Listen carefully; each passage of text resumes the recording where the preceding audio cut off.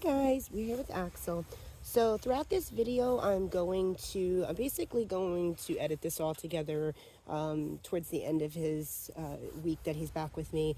And I'm going to just record things really as I think of them, kind of tips and pointers and basically rules that you really, really need to follow with a dog like Axl. So Axl is an extremely high drive dog.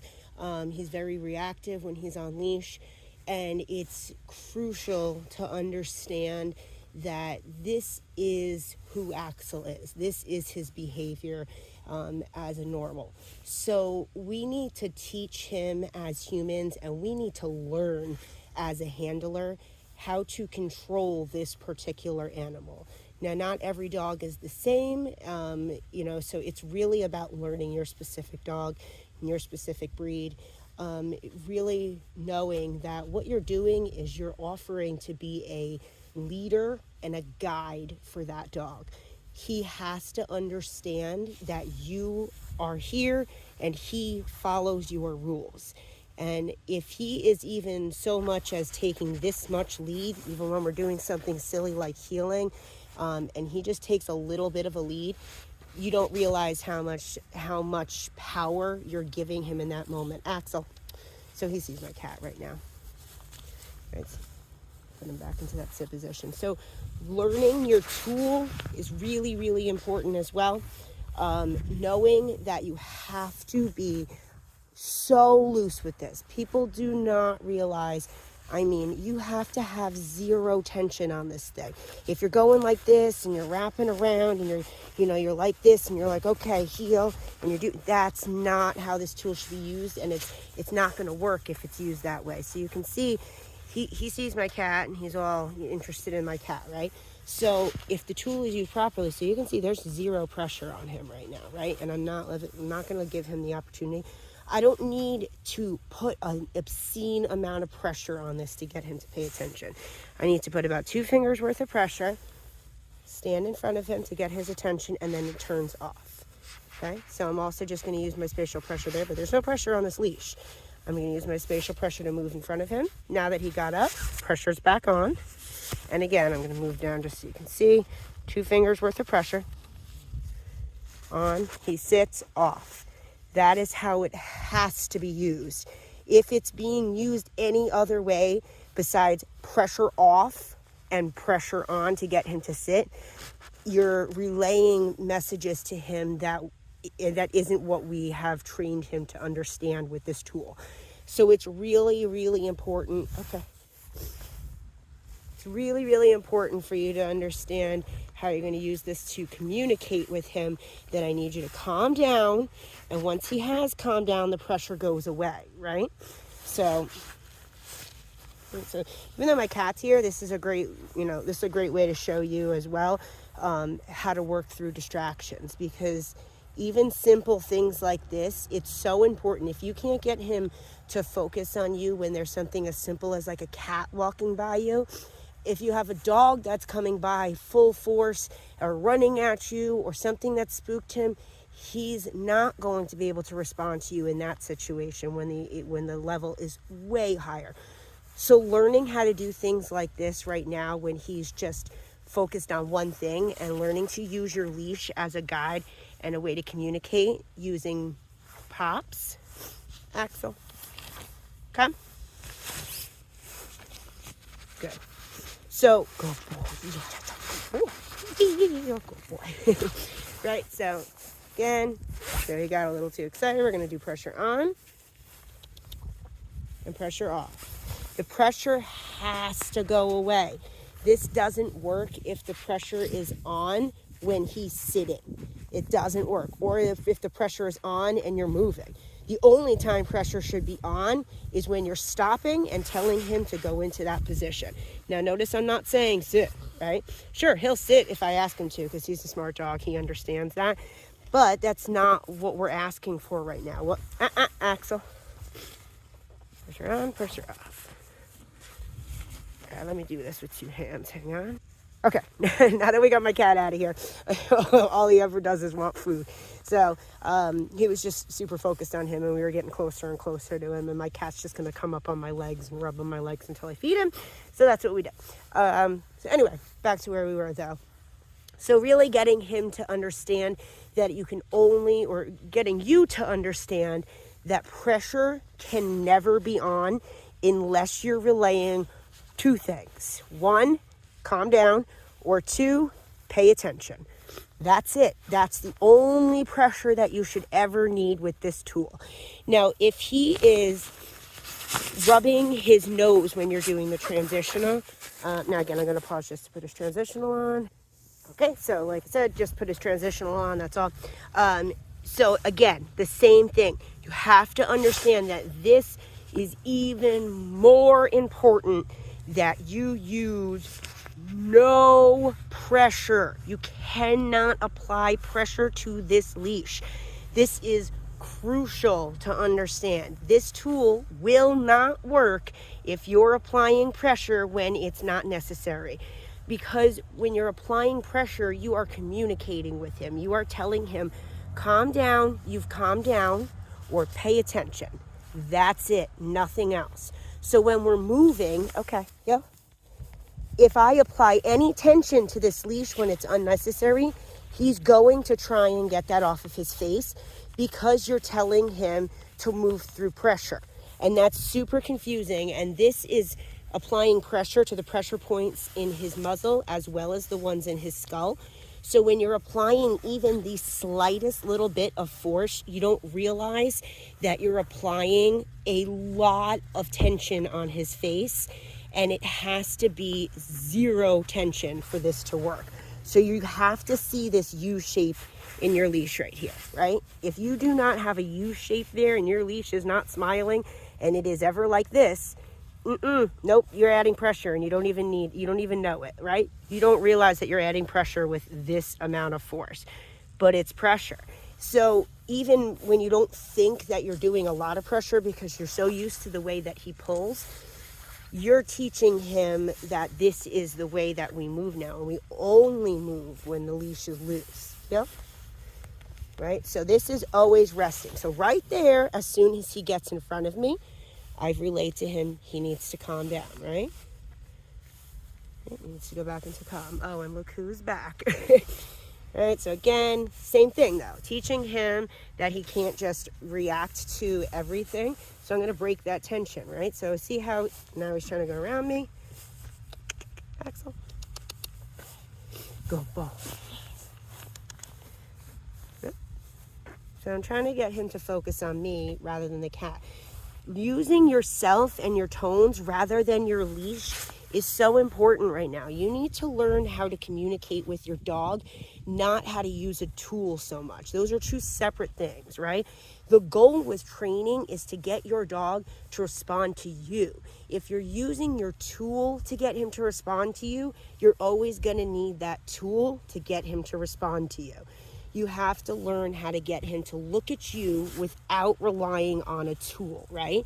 So in the learning stages, like I've told you 100 times, English is the least effective way for us to communicate with our dog.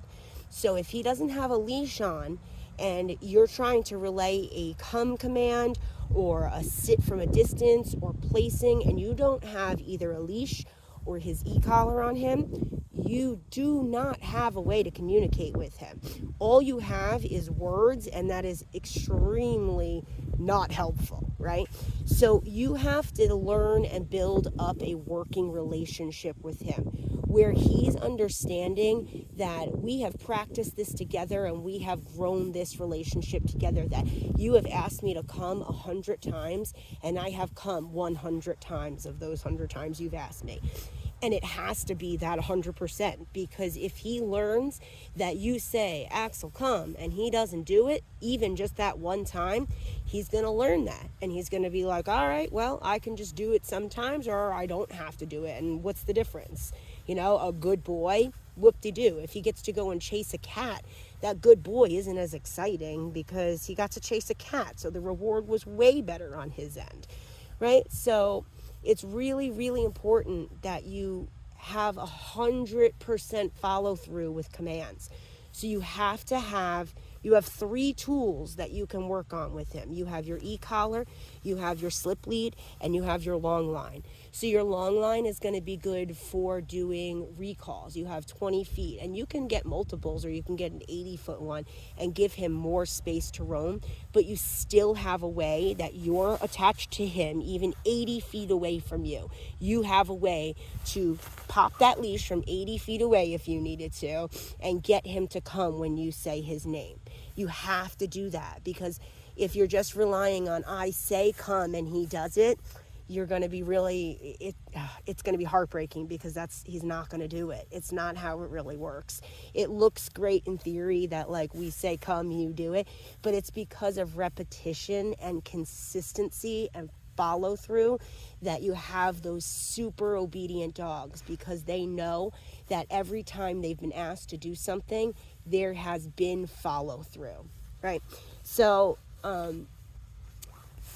that's really the main thing I really wanted to stress in this part of this heel. Another thing I wanted to really touch base on is he was just going potty, and we were going to go take a walk after. But even when he's going potty and he's just walking around on not in a heel like this, but he's just walking to use the bathroom like in the grass or in the field with me, I do not let him pull ahead of me, ever.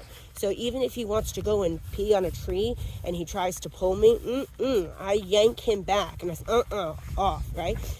He can't do that. He needs to learn that there's never a time where he moves forward when there is any pressure on this leash, right? So again, Frederick is back, but we're still walking and using this as a communicator. So if you hold it too low and you're holding here to keep him right next to you, see how he's rubbing his face on me now?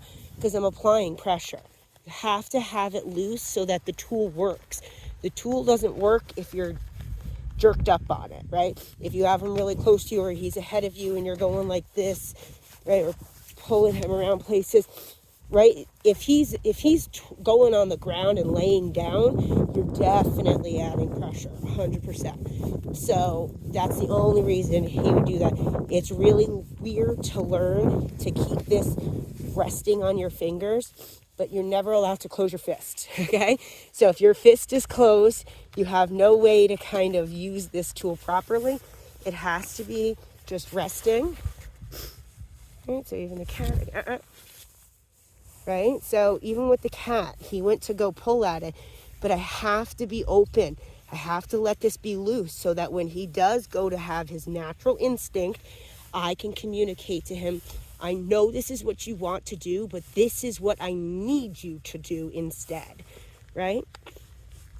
I can't make him not be a high alert breed. That is who he is, and that is who he always will be. So learning that when and like you started saying too, with learning body language, that's so crucial. That's a great one to really focus in on and really learn with him, is learning how dogs freeze up, or how his eyes kind of get shifty, or how his ears either stand up or pin back. And a lot of people rely on like his tail's wagging, that means he's happy. No, his tail wagging could mean excitement, it could mean fear, it could mean aggravation, it can mean a bunch of things. Don't rely on tail wagging. Hackles standing up, his fur standing up, that's a pretty good indicator that he's getting nervous. But like I've said before, it's really important to understand that once a dog has gone off the deep end and they have reacted towards something, it is much harder to get them to calm down after that. You're better off just going inside, because from there on, he's gone, and it's going to be really tricky for you. You have to get away from the distraction. You have to get him focused on you again. You have to continuously keep doing commands to get him to refocus on you as a handler, and you have to get him to calm down. The only way you're going to be able to get him to do that is by using something that he's familiar with, which is going to be his basic obedience. So that's why doing repetitions of his obedience is so important. And I'm really going to drill that into him this week as well, as making sure that he knows down means go down fast. I really want him to have a lot more speed with his repetitions. So we're going to make sure that he's going to be able to do that. But yeah, so, these are the things that are real, right? So on and off,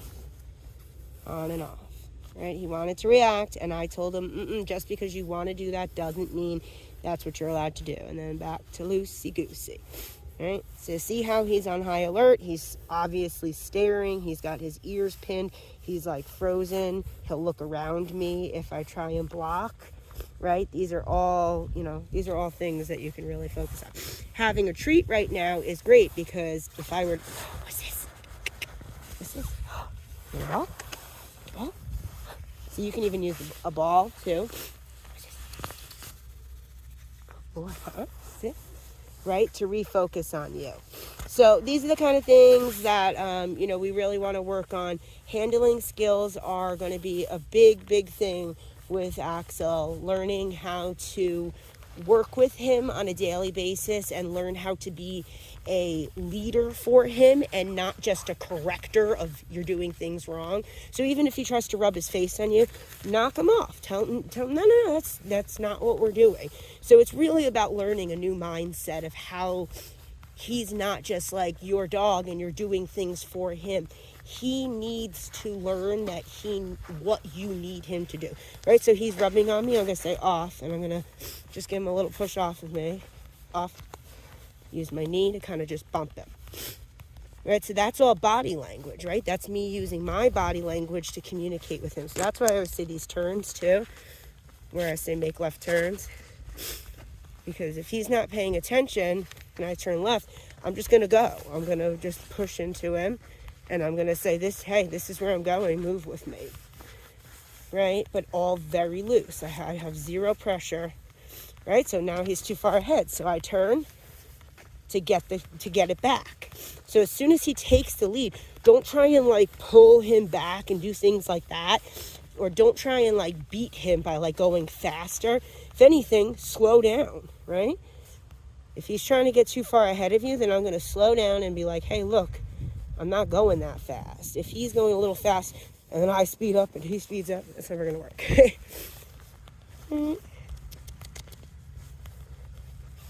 Sorry for the dark video. It's late, but sometimes we get good lessons in. So anyway, we're going to wrap this one up for now. Like I said, I'm going to edit this all together, I think, in the end. Make this one video for you so that you have one long video that you can reference back to. So we are going to wrap it up for tonight, and we'll be back tomorrow. Okay, so in this part of the video, we're going to be talking about a few things. 1, we're going to be discussing recalls. 2, we're going to be discussing his e-collar. And 3, which we were just practicing. Unfortunately, I was recording in slow-mo, so that doesn't help us. But one of my neighbors was coming down with a wheelbarrow, and they were dumping some wood back there. Axl, good boy. So what we were doing, though, is I was just giving him some freedom to kind of run around. We're working on some recalls right now, working on his basic obedience in the field. And like I was saying, one of my neighbors came out and was coming right past us. We were by that big yellow ball, and he was coming to dump some stuff. So it's a perfect opportunity for me to practice close distractions, something weird, someone coming onto my property. So it was a great opportunity to practice recalls and keeping him focused on me while there's a distraction. So the whole thing with distractions that you want to understand is that it's not about waiting until he makes the decision of how do I want to react towards this distraction. It's all about you stopping the behavior before it progresses to the next stage. So as soon as he notices a distraction, our whole goal is for him to ignore distractions, right? Which you find an old ball. our whole goal is for him to ignore distractions, right? We don't want him to see every distraction and then try and decide, is this something I want to react to or not? So what we want to do is stop that behavior. So like right now, okay, he sees my cat, and as we all know, he loves to look at Fred. Now they're all cool, though. You know, he walks right up to Fred. They have no issues with each other, but it's still a distraction to him, right? So when we're doing recalls, this is a perfect opportunity. So right there, see how he's starting to pull on the leash? What I'm going to do is I'm going to pull him back a little and then release that tension. Good boy. Right, so even with this long 20-foot leash, I still have a way to reinforce what I want him to do. He's never allowed to just pull and do things like that. Back to what I was saying with recalls, though, on distractions. One, that's a good thing, too. You can step on the leash so that he can't get too far, and you stop that before it happens. So you don't have to use your arms to try and, pull back this big, strong dog with just one arm from 20 feet away. You can use your foot to just let him stop himself. With recalls, what you're going to do is you're going to start with his name, okay? So his name is always going to be what we're going to do to get his attention. Then we're going to follow it with a one-word command, right? So it's going to be come, sit, place, any of those. So we're going to start out with his name until he's focused on me. I'm not going to give him a command until I know he's listening to me. That would be like if there was somebody, let's pan away. That would be like if I asked somebody to go sit down in a chair and they were across the room and I was just like, sit, he doesn't realize, you don't realize I'm talking to you, right? So we have to start with his name. Give him a second, he's using the bathroom. Okay, we better. Gotta get rid of breakfast. So we're going to start with his name, Axl. Yes, good boy. Come. Axl. Sit. So come doesn't just mean pay attention and come right near me. Axl, sit. Good boy. It doesn't just mean come near me and then walk right past me. It means come to my feet and sit. So if he doesn't sit, you want to make sure you reinforce that. Okay. And then you want to make sure that you're always releasing him too. So it's definitely learning a new way of doing things. It's always going to be Axl until he pays attention, followed by what you want him to do, and then releasing with okay. So it has to be like that in that order. There's not really much fluctuation with how you're going to be able to do that. It has to be get your dog's attention, tell them what you want them to do, release them from that command. And that's how you're going to have consistency, right? So again, Axl. Okay, if he doesn't pay attention the first time, I'm going to give him a tap the second time. Axl, come. Good boy. Sit. Okay, so right now I'm going to step on his leash because he tried to go past me. Sit. Good boy. Okay, and then release. Okay. So we tap the second time I say his name. Axl, come. Good boy. Yes. Sit. Sit.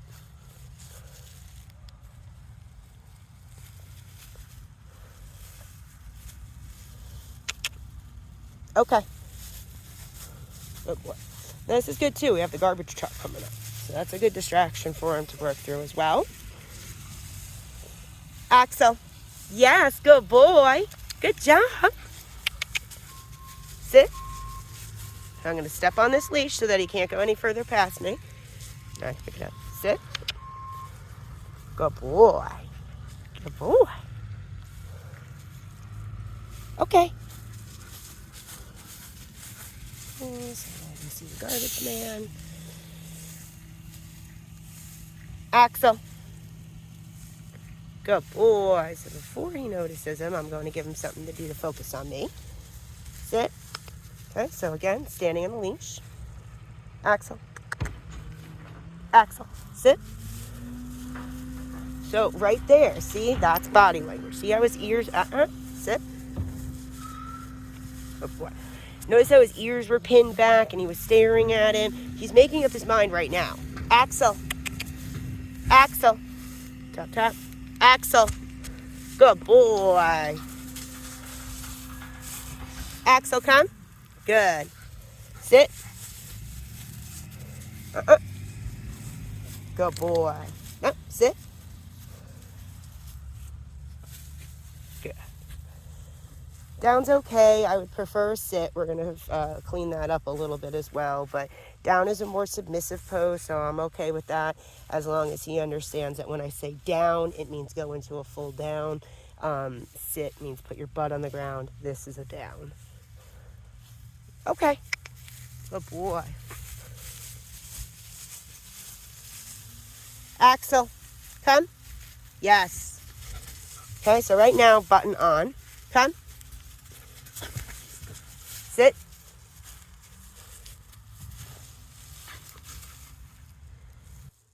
Okay. Okay. Okay. Good boy. Now I'm going to do a bunch in a row now because I'm really trying to drill in. When you get to me, you sit. He's getting excited when I say come and he starts zooming around, right? We don't want that. Axl, come. Tap. When I say tap, I mean tap your button. Sit. Good. Okay.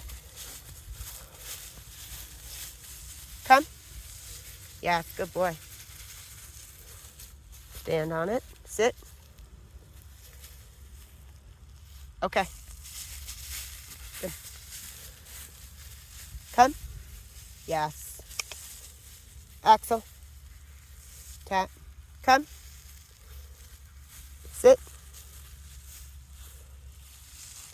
Step on it. Sit. Okay, tap, tap. Spatial pressure. This is my other cat now. See, those yawns are a release of energy. So that is a good yawn. That means he's using his brain, and this is tiring for him.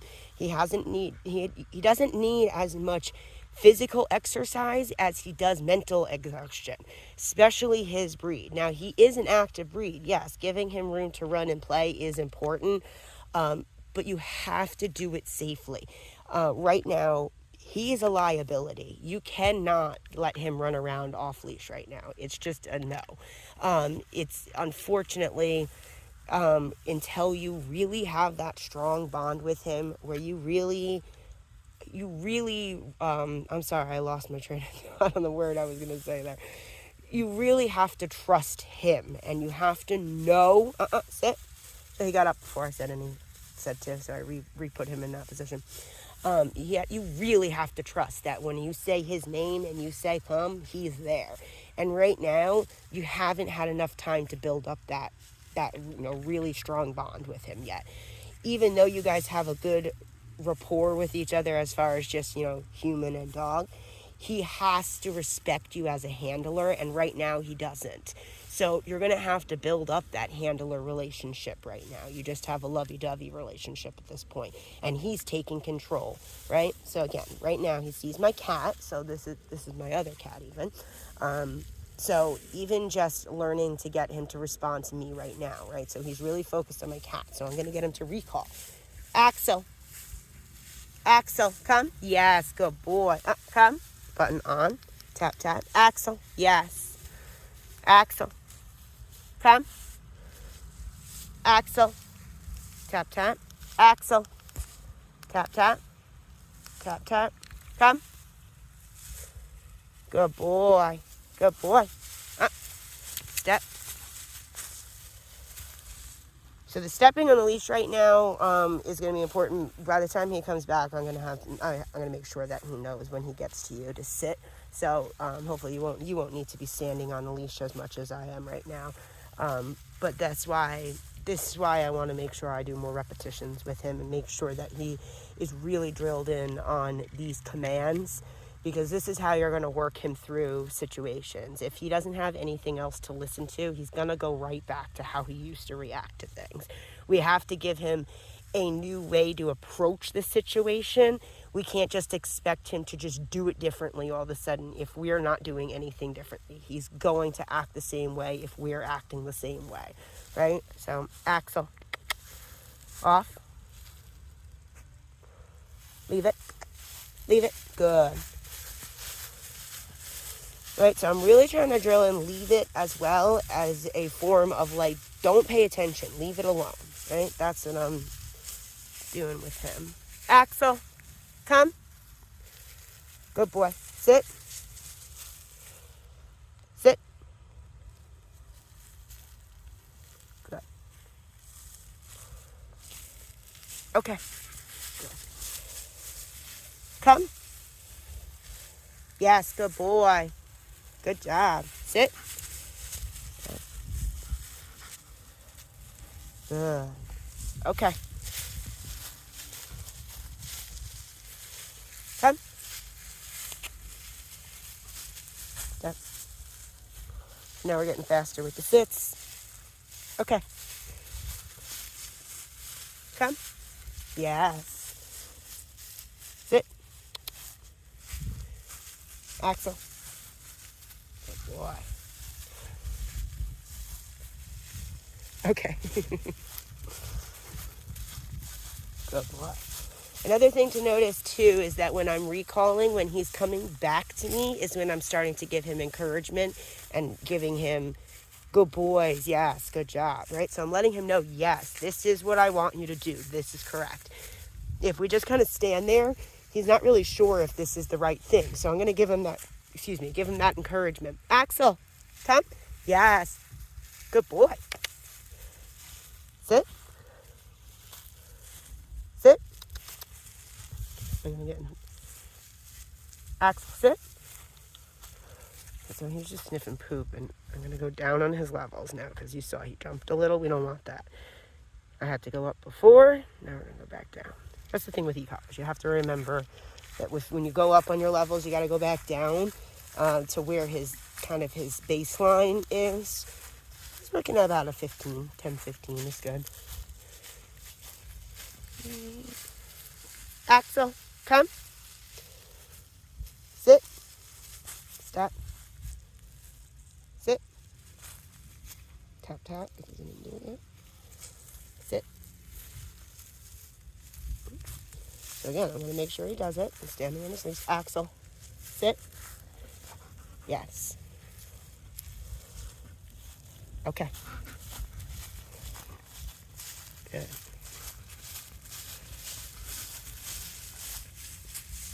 Come. Yes, good boy. Good job. Sit. Yes. So you can see when I start saying yes, good boy to him, when he's walking towards me, is when he gets that little pep in his step and he gets excited. So that's what we want. We want to make sure that he understands that he's doing a good job. He's a good sweet boy. He's a good boy. He really is such a sweet pea. Oh no, he's a sweet pea. Okay. He's all talk. Axl, come. Yes, good job, buddy. Good boy. So you can see there, sit. You can see there, he thought about not doing it. And then as soon as I started saying, yes, good boy, he like danced back towards me. So that's really how I reinforce that, yes, this is what I want you to do. So if we kind of just stand there and we just keep saying, no, come, he's like, well, what? Is this right? So in the training part of it, it's important when you're building that relationship to let him know, yes, this is what I want you to do. It's more about encouraging the behaviors you want him to do than it is about reprimanding the behaviors you don't want him to do. We shouldn't let him get to the point of he's doing the behaviors you don't want him to do. Okay. Come. Axl, come. Give him one tap there. Axl, come. Yes, good boy. Come. Tap. Step. Sit. Okay. See how he's still yawning every time he gets to me because he has to power through and think through that. He's like, oh, that's great. That's what we want. This is how he's going to be tired. So because we can't give him as much off-leash running, we have to do this. So you can take him down to the same area and you can still let him run around and you have your long line, but you have to understand it is against the law for you to be doing that. It's not legal for anybody to be letting their dog run around off leash, especially when you have a dog like him. It's a disaster waiting to happen. Something's going to happen. He is social with other dogs. He went right back into playtime, no issues at all. He was great.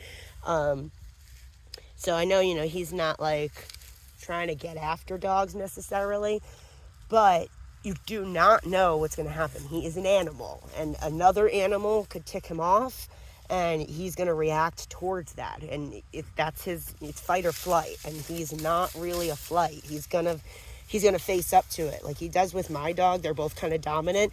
And they hang out all the time. They're fine. It's not like they can't be together or anything, but they'll have words with each other because, they both have a very dominant personality. It's just that's how they do. So they're both a fight more than a flight. So it's just how things roll. So you have to understand that you need to put yourself in the position of, if something were to go wrong, am I going to be able to get myself and my dog out of here safely?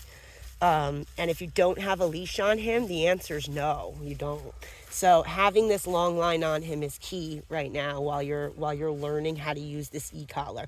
Now, the e-collar is so important to understand that this needs to be put on daily and stay on all day. So what I do is charge it on top of his crate every night.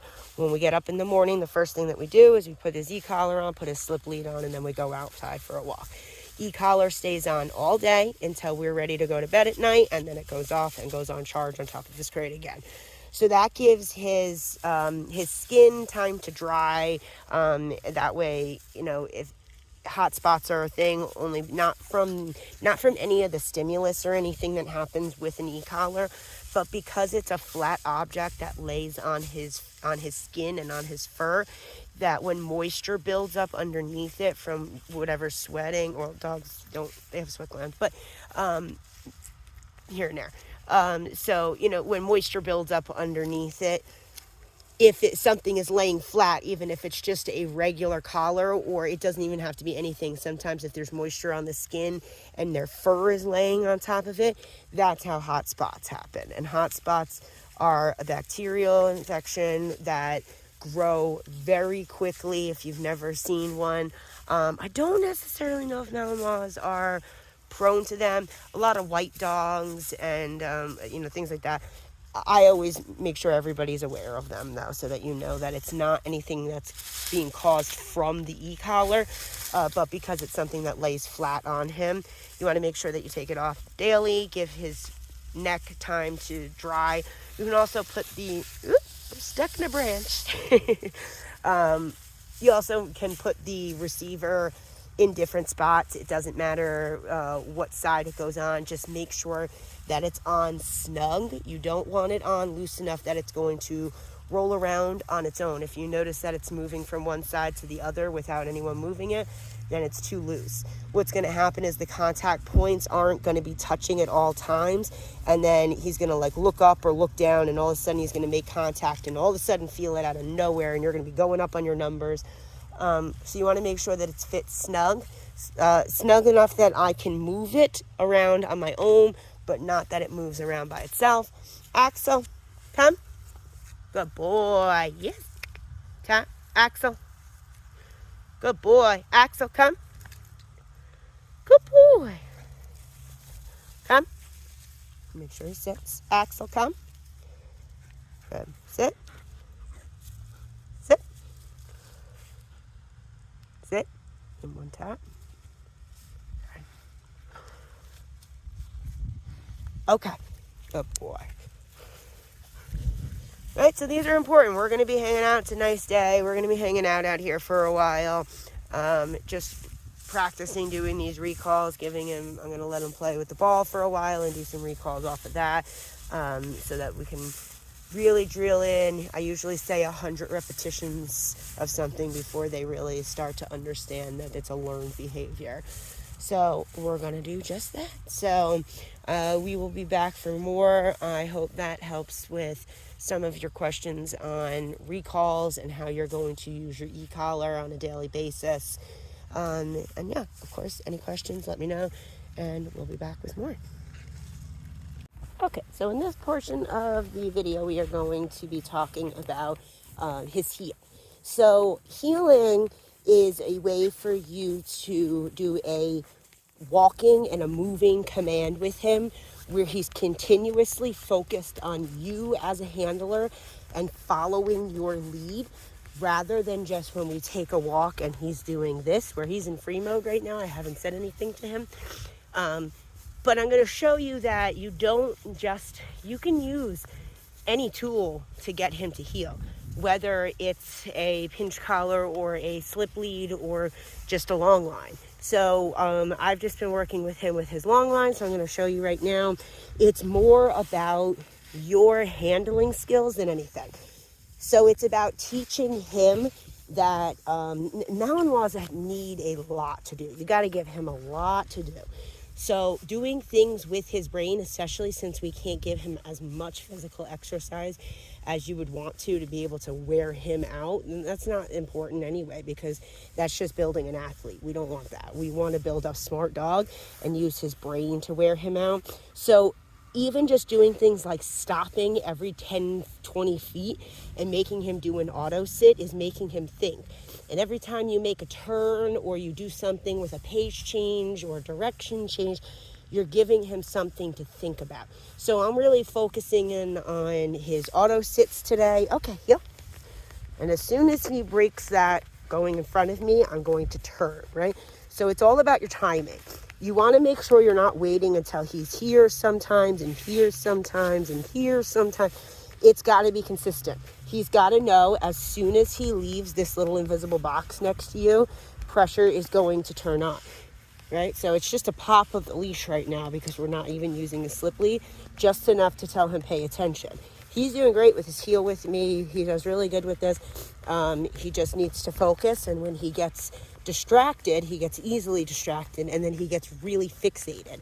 So instead of giving him even things like that, just giving him things where as soon as he kind of like looks away from you, you're like, no, focus on me again.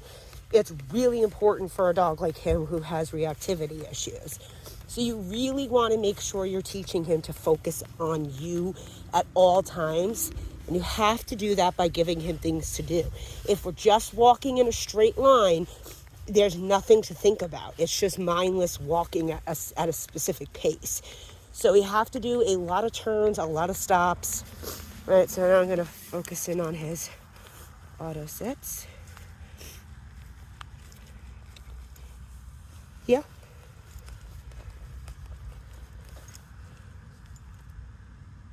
Yeah. No pressure on this.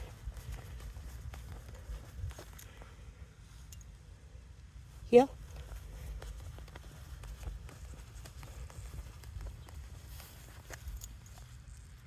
No pressure that time. That was great.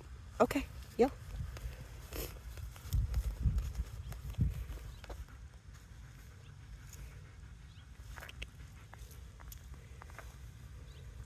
Yeah. Good boy. Right, so this doesn't have to be done with a slip lead.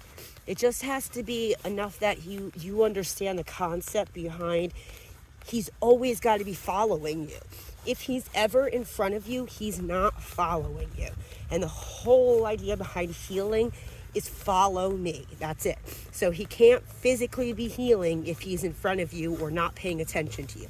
Even if he's walking your pace and he's not focused on you, then you're not really doing, you're healing, but it's not a focused heal.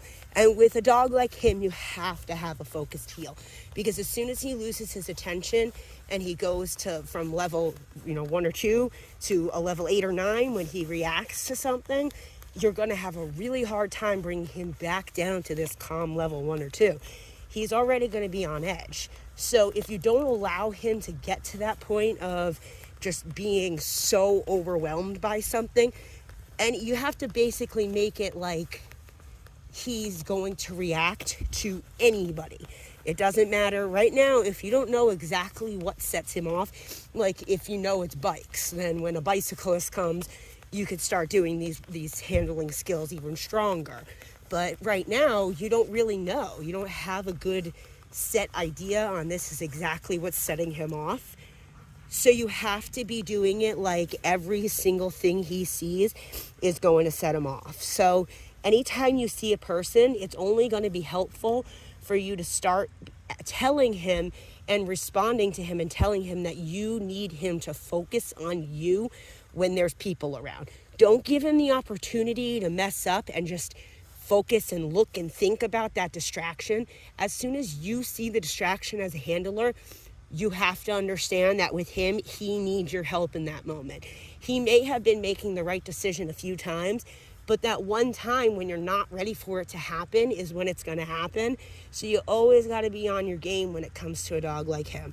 And he's really great at heeling. He really is. He's smart. He's focused. He likes treats, so it's easy to get him to fixate on you with a treat. These are all great things. He's really responsive to his e-collar, which is great. He's great with all of his tools.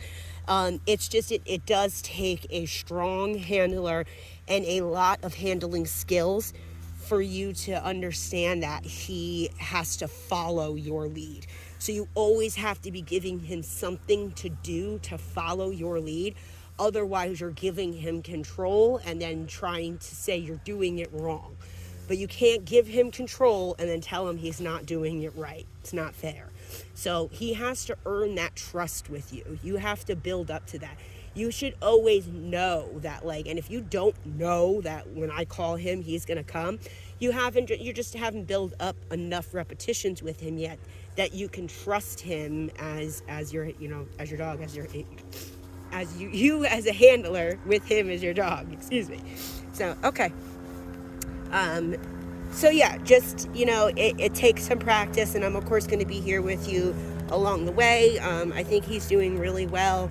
I'm going to make sure that, you really understand that the e-collar is going to be a very important tool for you right now. Really stress that your voice is the least effective way to communicate with him.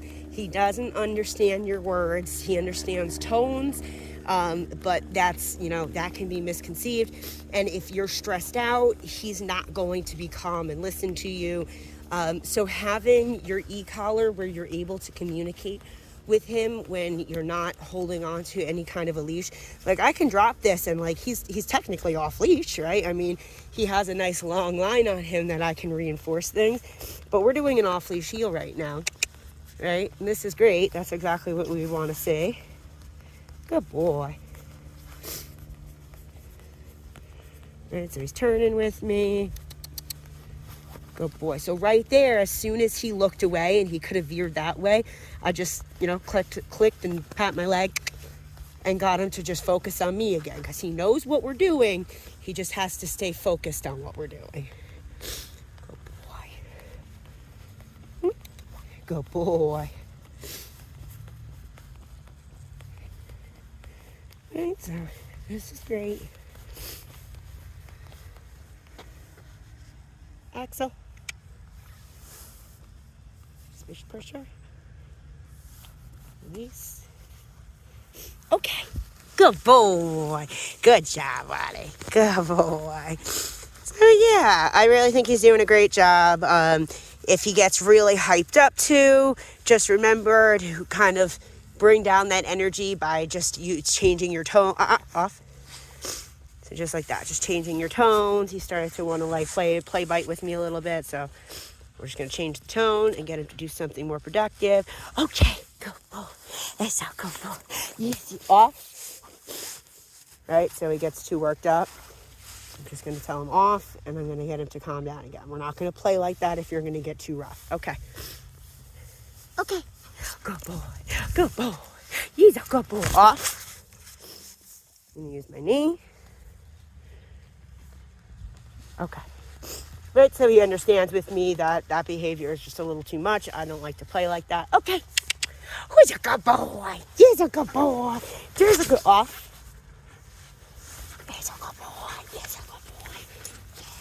He's a good boy. He's a good boy. Off. All right, so when he starts to use his mouth, I'm going to tell him off. There's really never a time where it's appropriate for teeth to be on skin. It's an accident waiting to happen.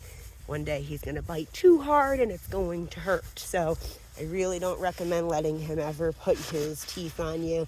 If he gets that mouthy and that rough with playing, just do just that. Just say off, stop your play tone, stop your excitement level, and just kind of get him to bring it back down, and then you can do, okay. So even here's my cat. You can see he's good with my cat. Axl. You see Fred? He's cool with my cat. No issues there.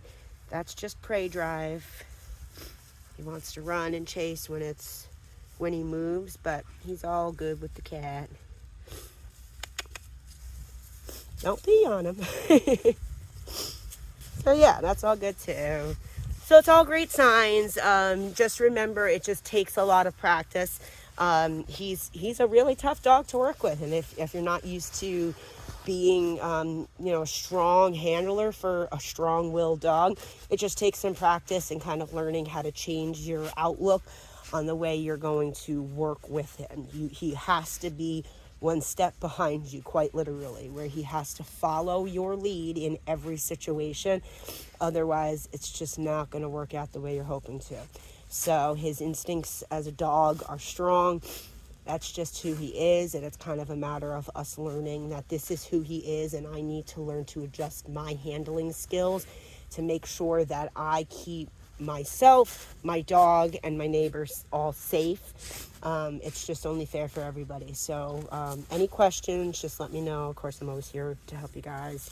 And we'll be back with more. Bye, Axl.